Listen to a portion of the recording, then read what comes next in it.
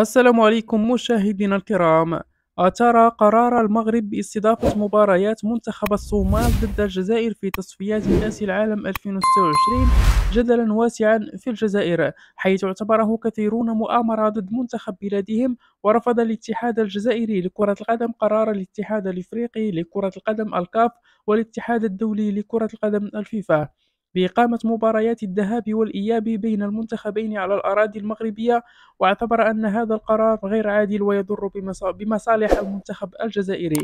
وجاء قرار المغرب باستضافة مباريات الصومال بعد أن فشل الأخير في الحصول على موافقة من كاف والفيفا لاستضافة مبارياته على أرضه بسبب عدم توفره على ملاعب تلبي المعايير الدولية. وكانت قرعة تصفيات كأس العالم 2026 أوقعت الجزائر في المجموعة السابعة إلى جانب كل من الصومال وغينيا والموزمبيق وبوتسوانا وأوغندا. ويذكر أن المغرب فتح أبوابه أمام جميع المنتخبات القارية التي لا تتوفر على ملاعب تلبي المعايير الدولية لاستضافة ضيوفها على الأراضي المغربية.